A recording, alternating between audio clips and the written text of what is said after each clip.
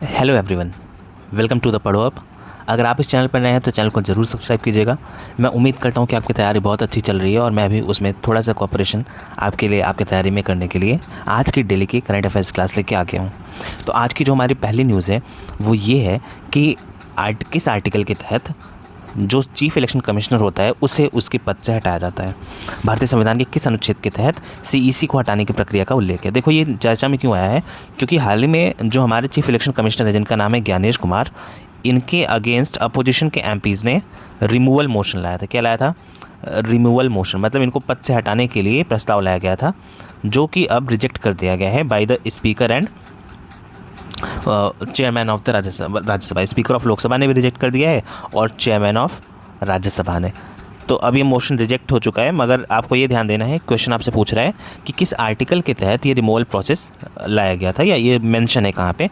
तो ये है आपका अनुच्छेद 324। ठीक है, तो देखो न्यूज़ ये है कि राज्यसभा के सभापति सीपी राधाकृष्णन और लोकसभा अध्यक्ष ओम बिरला, इन्होंने मुख्य चुनाव आयुक्त ज्ञानेश कुमार के खिलाफ जो विपक्ष ने नोटिस लाया था इम्पीचमेंट का, उसे खारिज कर दिया। ठीक है, चलो अब आप एक चीज़ ध्यान दो कि जो आपको एग्ज़ाम से रिलेटेड फैक्ट है कि अभी हमारे चीफ इलेक्शन कमिश्नर कौन है, तो ज्ञानेश कुमार जी हैं। ठीक है, ज्ञानेश कुमार। आपसे पूछे कि किस अनुच्छेद में इनको पद से हटाने की प्रक्रिया दी हुई है, तो वो है अनुच्छेद 324। कौन सा अनुच्छेद है? 324, उसका क्लॉज 5। उसमें लिखा है कि जो चीफ इलेक्शन कमिश्नर होगा उसे उसके पद से हटाया जा सकता है सेम मैनर में जैसे कि किसी सुप्रीम कोर्ट के जज को हटाया जाता हो। ठीक है, यहाँ तक बात समझ में आ गई कि उसी मैनर और ग्राउंड सुप्रीम कोर्ट के जज के रिमूवल के जैसा ही होगा किसके हटाने का? चीफ इलेक्शन कमिश्नर के। ठीक, कहाँ पे मेंशन है? 324(5) में। ठीक है, इसके तहत क्या ज़रूरी होता है कि टोटल मेंबरशिप, कुल मिला के आप बोलो कि स्पेशल मेजॉरिटी चाहिए होती है। क्या चाहिए? स्पेशल मेजॉरिटी चाहिए आपको ये इम्पीचमेंट कराने के लिए। स्पेशल मेजॉरिटी मतलब जितने मेंबरशिप है हाउस की, टोटल मेंबरशिप चाहिए। ठीक है, टोटल मेंबरशिप चाहिए हाउस की, plus 2/3 of present and voting चाहिए। 2/3 ऑफ प्रेजेंट एंड वोटिंग चाहिए। बात समझ में आ गई? चलो अगली न्यूज़ देखते हैं। What is the theme of रण संवाद 2026? ठीक है, what is the theme of रण संवाद 2026? आपके ऑप्शन है फ्यूचर ऑफ टैंक्स और multi domain operations, space warfare या डिजिटल इंडिया। ठीक है, तो देखो अभी हाल ही में हुआ क्या है कि बेंगलुरु में 9-10 अप्रैल को ये त्रिसदस्यीय, मतलब आप बोलोगे कि ट्राई सर्विसेज जो हमारी हैं, जो आर्मी, नेवी और एयरफोर्स हैं, ये तीनों ने मिल के ऑर्गेनाइज़ किया रण संवाद। कहाँ पे किया? बेंगलुरु में। कब किया? 9 to 10 अप्रैल के बीच में। इसका थीम इन्होंने रखा multi domain operations and imperative for addressing conventional and irregular threats. देखो दुनिया भर की सेनाएं 2 वॉर देख के अब सीख रही हैं। पहला रशिया यूक्रेन और दूसरा यूएस ईरान। ये 2 वॉर देख के पूरी दुनिया की सेनाएं और हमारी सेनाएं भी खुद को रेडी कर रही हैं for such conflicts in future, कि भविष्य में ऐसी कोई भी आपदा हमारे ऊपर आती है तो हम किस तरह से काम करेंगे। तो उसी के रिलेटेड ये एक सेमिनार ऑर्गेनाइज़ किया गया था बेंगलुरु में। आपको बस इसका डेट याद रखना है और कहाँ ऑर्गेनाइज़ किया गया ये याद रखना है। ठीक है, चलो अगली हमारी न्यूज़ है हु इज़ द फर्स्ट। ये न्यूज़ काफ़ी इंपॉर्टेंट है, आप ये इसको मार्क कर लेना, क्योंकि ये LGBTQ राइट्स, आपने अगर नाम सुना हो तो LGBTQ राइट्स को लेके इंडिया में बहुत बड़ी डेवलपमेंट है अभी तक की। ठीक है, LGBTQ राइट्स। तो क्वेश्चन आपसे पूछ रहा है who is the first openly queer member of parliament in India. ठीक है, अभी हाल ही में क्या हुआ है कि जो मेनका गुरुस्वामी जी हैं, ठीक है, कौन? मेनका गुरुस्वामी जी, ये सुप्रीम कोर्ट की वरिष्ठ अधिवक्ता भी हैं, ये सुप्रीम कोर्ट की सीनियर एडवोकेट भी हैं। इनको TMC, तृणमूल कांग्रेस, जो ममता बनर्जी की पार्टी है, इस पार्टी ने इनको राज्यसभा भेजा है। कहाँ भेजा है? राज्यसभा की ये गई हैं MP बन के, इनका नॉमिनेशन हुआ है अभी। तो ये भारत की पहली क्वेर, ठीक है, अभी क्या होता है मैं समझाता हूँ क्वेर क्या होता है। क्वेर व्यक्ति बनी है जो सांसद बनी है। ठीक है, संसद सदस्य जो बनी है वो। तो ये कहाँ से चुन के आ रही है? पश्चिम बंगाल में TMC के टिकट पर ये चुन के आई हैं, आपको ये ध्यान रखना है। चलो देखो, ये हैं भारत की पहली क्वेर MP, मैंने भी आपको बताया इनके बारे में। अब हम देख लेते हैं कि हमारे एग्जाम से रिलेटेड जो इंपॉर्टेंट चीज़ है। सबसे पहले LGBT, देखो LGBTQIAA+, इतने सारे इसमें क्लासिफिकेशंस हो चुके हैं LGBTQ में, या फिर जो अलग से हम इनको जस्ट इनको नाम देते हैं, ठीक है। तो देख लेते हैं एक एक। पहला है लेस्बियन। लेस्बियन ऐसे इंसान को कहते हैं जो वुमेन के बीच में अगर वहाँ पे संबंधित हो। गे में मेन, बाइसेक्सुअल में जो अपने जेंडर और अपोजिट जेंडर दोनों को। तो हमारा आज का टॉपिक है क्वेर, ठीक है। तो क्वेर वो होते हैं, ये अम्ब्रेला टर्म है, ये बड़ा टर्म है जिसके अंदर मोर इंक्लूसिव मतलब मेनी आइडेंटिटीज़ और वेरिएशंस होते हैं LGBT कम्युनिटी के अंदर, ठीक है।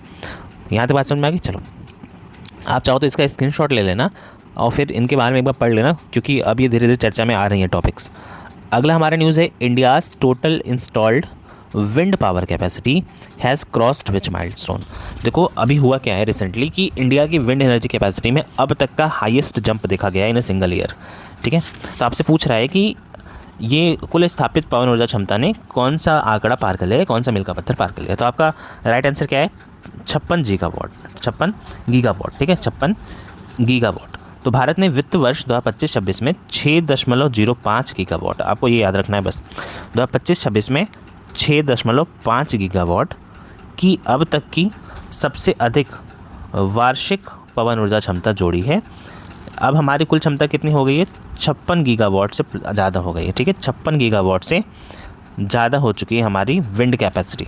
यहाँ तक बात समझ में आ गई। चलो पहले ये रिकॉर्ड कितना था, तो पहले ये रिकॉर्ड 2016-17 में था कि हम 5.5 गीगावाट हमने प्रोड्यूस किया था या ऐड किया था। अब ये बढ़ के कितना हो गया है, 6.05 हमने एक साल में ही ऐड किया, ठीक है। चलो अब देख लेते हैं कि शीर्ष 5 राज्य कौन से हैं इंस्टॉल्ड कैपेसिटी के बारे में, जहाँ पे स्थापित संयंत्र हैं विंड एनर्जी या पवन ऊर्जा के। तो पहले पे गुजरात आता है, दूसरे पे तमिलनाडु, देन कर्नाटक, महाराष्ट्र, राजस्थान, ठीक है। गुजरात, ठीक है, देखो गुजरात, तमिलनाडु, देन कर्नाटका, ठीक है, उसके बाद महाराष्ट्र और फिर राजस्थान। ये इंस्टॉल्ड कैपेसिटी के बारे में 2025 का डेटा है, लास्ट ईयर का। अभी भी मोर और लेस सेम सिचुएशन रहने वाली है। अगला हमारा क्वेश्चन है when was the first AISSE survey launched, ठीक है। देखो अप्रैल 2026 में, अभी रिसेंटली ही NSO जो होता है नेशनल स्टैटिस्टिक्स ऑफिस, ये किसके अंदर काम करता है, सांख्यिकी और कार्यक्रम कार्यान्वयन मंत्रालय मतलब MOSPI, ठीक है, मिनिस्ट्री ऑफ स्टैटिक्स के अंदर काम करता है। वो उन्होंने एक लॉन्च किया है पहला annual survey of incorporated services sector enterprises. ये आप मार्क कर लो। आपको इसमें क्या याद रखना है, पहली बात तो फुल फॉर्म क्या है, ठीक है, फुल फॉर्म ना याद करना है इसका। दूसरी चीज़ आपको याद रखना है कि कौन सा ऑर्गेनाइजेशन है, और तीसरी चीज़ वो ऑर्गेनाइजेशन किस मिनिस्ट्री के अंदर काम करती है, आपको ये याद रखना है, ठीक है। चलो किससे रिलेटेड है ये, सर्विसेज सेक्टर से, आपको बस याद रखना है, ठीक है। तो फुल फॉर्म क्या है, annual survey of incorporated services sector enterprises, ठीक है। सर्विसेज सेक्टर एंटरप्राइजेस के लिए जो इनकॉर्पोरेटेड है उनके लिए एनुअल सर्वे की बात कर रहा है। अगली हमारी न्यूज़ और अब तक की सबसे इंपॉर्टेंट में से एक न्यूज़ है कि किस मिशन ने अपोलो 13 का रिकॉर्ड ब्रेक किया है अर्थ से सबसे दूर जाने। देखो अभी हाल ही में जो हमारा आर्टेमिस सेकंड लॉन्च हुआ है USA का, मतलब नासा का, उसने एक रिकॉर्ड स्थापित किया है कि ये अगर अर्थ है और इसके चारों तरफ मान लो ओपन स्पेस है, ठीक है, तो स्पेस में सबसे दूरी तक अभी तक अपोलो था। कौन था, अपोलो में जो यात्री गए थे अंतरिक्ष यात्री, वो सबसे ज़्यादा उन्होंने डिस्टेंस कवर किया था अर्थ से बाहर स्पेस में।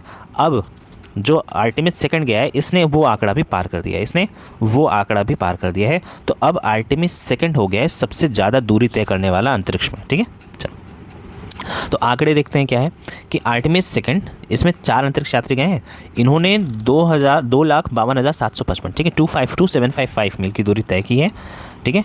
इसके साथ इन्होंने क्या रिकॉर्ड तोड़ दिया है, 2,48,000 मील का 56 साल पुराना रिकॉर्ड तोड़ दिया है। किसका, अपोलो 13 का रिकॉर्ड तोड़ दिया है जो 1970 में किया, ठीक है।